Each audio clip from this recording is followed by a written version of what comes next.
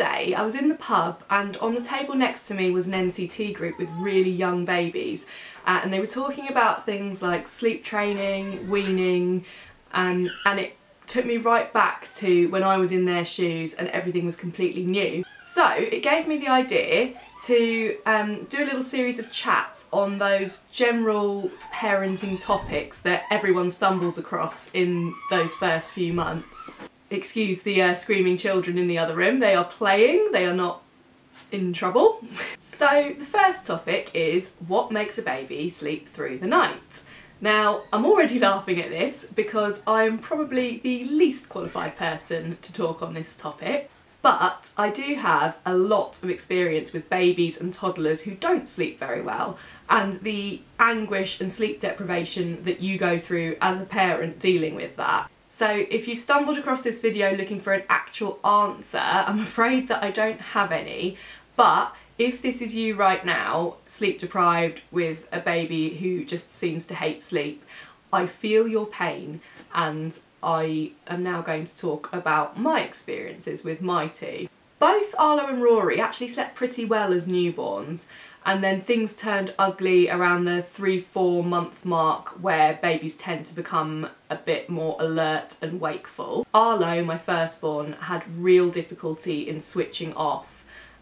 He was generally a very unhappy baby and he needed constant movement or he'd be crying. Those were his two modes, there was nothing in between, and it was just really exhausting. At bedtime and nap times it could take up to 3 hours to settle him to sleep. Usually it would be at least 1.5 hours, and he would always fight it with all his might. My whole life was dedicated to getting him to sleep. It dominated my every thought, everything we did, all our plans for the day involved around sleep. I was obsessed with getting him to sleep, and it was generally just a pretty miserable way of living my life. As a breastfeeding mum, I felt the overwhelming weight that it was all down to me to settle him and that no one else could really help that much. Arlo also had issues with allergies and eczema, which compounded his sleep issues. Now, during this time, I really beat myself up about it. Why hadn't I looked into good sleep habits and bad sleep habits? Why hadn't I realised that babies need to learn to settle themselves? I felt like I'd made a grave error somewhere and that our sleep situation was completely my fault. I really laid on the guilt and I gave myself quite a lot of a hard time on top of the sleep deprivation. At that point, when Arlo was a young baby, I don't think I really saw him as an individual. I was convinced there was some kind of key that would get him to sleep better at nap time and sleep through the night. But Arlo's 4 now, and as he's grown older and his personality has become more apparent and easier to decipher, it's just clear that that was just him. It was his personality. It wasn't anything I could change. There was nothing I could do to change it, and I honestly wish that I hadn't been so obsessed with his sleep when he was a baby. I know it's easy to say in hindsight, but I feel like if I had been able to go with the flow and relaxed a bit more and just done things the way that I knew that he liked it, even though it was a bit more effort for me, maybe I would have relaxed a bit more. I would have definitely wasted a lot less time and effort trying to get him to sleep, and just perhaps maybe he would have relaxed a tiny bit more too. Friends talking about their baby's sleep would make me feel frustrated, and again, like the fault somehow lay with me and what I was or wasn't doing. Oh, my baby does wake in the night sometimes, but I just pick him up, give him a little cuddle, and then he's happy to settle down again in his cot.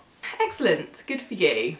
That was just not how it worked with Arlo, and at the time I couldn't just say to myself, that's just not how it works with my child. I thought, oh, that should be how it works with my child, and what am I doing wrong? Why, why is it not happening? One friend told me that cry it out, which is where you put your baby in their cot and then leave them to cry themselves to sleep, worked wonders for her 10-week-old baby. So I tried it with 10-week-old Arlo. Obviously he was way too young for any sort of sleep training, and it was just all in all a terrible idea, and I feel really guilty that I even attempted it.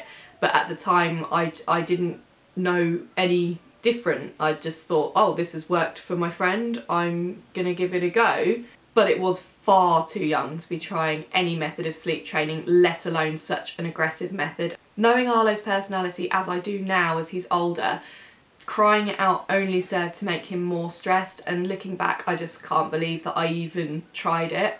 And it didn't work, by the way. When Arlo was around 10 months old, I tried controlled crying with him, which is where you put them in the cot and then you return at intervals to reassure them, but the idea is that they fall asleep in the cot by themselves. Now, this did work in the sense that he realised he wasn't going to get settled any other way and that he had to sleep in the cot, and he sort of gave in, but that didn't make him sleep through the night either. Despite sticking with this method for a month, he always cried at bedtime, and I realised that he was just going to keep crying at bedtime. He wasn't going to be happy with the way we were doing things, and I decided that was not something that I was okay with doing long term. At 18 months, Arlo was waking once or twice a night on a good night, and then at 19 months things started to get a lot better. All of a sudden he just decided he was happy to be left to settle in his cot by himself. He didn't need patting, he didn't need holding, he actually wanted me to put him down, say goodnight, leave the room and then leave him to it. That was when he started sleeping through the night most nights. I honestly think there was no trick to it. He just got there in his own time and decided that he was finally ready to do it. So how did things go with baby number 2? Well, Rory was altogether a much more relaxed and happy baby. Again, different personality types. As a very young baby, he actually slept through the night for about 8 hours or more a couple of times. There was about a week or so there, the dream week, where he slept 8 hours. He was probably 6 weeks old, and I thought, ooh, maybe this is it. Maybe, you know, he's just gonna sleep now. He was able to settle himself to sleep in his bouncy chair with no assistance from me. He didn't cry in the car or in the buggy. In many ways, Rory was a very easy baby, so it may come as a surprise when I tell you now that his sleep is actually worse than Arlo's was. Whereas it would take hours to get Arlo to sleep, once he was asleep he would generally sleep for, you know, a good nap, like 1.5 to 2 hours, or a long stretch for the first part of the night. He used to sleep, you know, 8 o'clock until 1 or 2 maybe, quite solidly. Rory goes down to sleep very easily, but he wakes very frequently. He never naps longer than an hour, and at 18 months he still wakes usually every 2 hours at night. When Rory was born, because I already have an older child, I was terrified at the thought of sleep deprivation and the fact that I knew I wouldn't be able to sleep when the baby sleeps during the day because I had an older child to look after. So I made the decision to make my nights as easy as I possibly could by co-sleeping with Rory. This has obviously changed our sleeping dynamic and the way he sleeps in comparison to Arlo. Where we are currently at, he has his cot in Arlo's room, so they're sharing a room now. He goes to bed in there, but by 11 o'clock when I'm going to sleep, he's usually wound up in our bed because I just can't deal with getting up every hour throughout the night to resettle him in his own cot. Right now we're currently in the long-winded process of trying to get him sleeping in his own cot for the majority of the night. Sam's taken over bedtimes because I'm crap at settling my babies without feeding them to sleep. To our great surprise, because I really didn't think that Rory was going to take to it, I thought it was going to take ages and we were in for a real battle, Sam has had massive success with getting Rory to fall asleep in his cot. Don't ask me how he's managed to do it. I probably should have got Sam to do this vlog rather than me. So in recent weeks, Rory has now cut down to about 2 wake-ups a night rather than every 2 hours. And I'm really hoping that the more that he gets used to falling asleep in his cot, the more likely it is that that will lead to kind of eventually sleeping longer at night, or maybe even possibly sleeping through the night. But, you know, there's no way of telling. That's just a secret hope that I'm holding out for. As with Arlo though, Rory settling himself has only been a really recent development, and again it's something that he's only done when he's been ready to do. We have in the past tried to get him settling in the cot and it had disastrous results, just didn't work, was a non-starter. But this time he took to it within the first night, so we thought, okay, maybe he's ready now. For whatever reason, the 18-19 month point seems to be a bit of a turning point with both of my boys. I think it's a really difficult subject to give actual advice on because every child has an individual personality, and then on top of that you have other circumstantial factors which are going to affect your individual sleep situation. Things like breastfeeding, co-sleeping, if you have other children, if you have someone else available on hand to help you at night with wakings.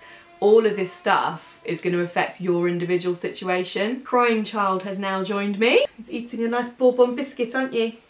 That's why I believe that there isn't really a key to all of this stuff, and that you aren't necessarily going to find all the answers from a book about sleep or by asking your friends. One thing I would say is that if you have a baby like I described Arlo as a baby earlier, who fights sleep with every inch of his life, if you're finding that your life is being completely ruled by trying to get them to sleep, I know it sounds really easy to say, but in hindsight I would say just forget about trying to change them. Relax about it, do whatever needs to be done to comfort them. I really think that once you accept your situation, that automatically helps alleviate a bit of your stress, and in turn that's got to have a positive effect on your baby's stress levels.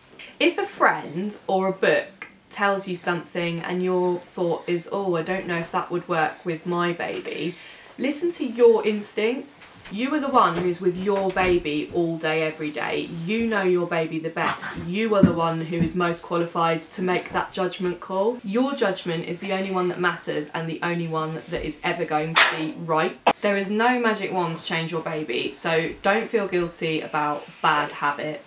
One day they will eventually get it and the sleep thing will click, but they have to get there in their own time, and that time is going to be different for each child. So there we go, that sort of ended up being a little bit of a pep talk more than anything.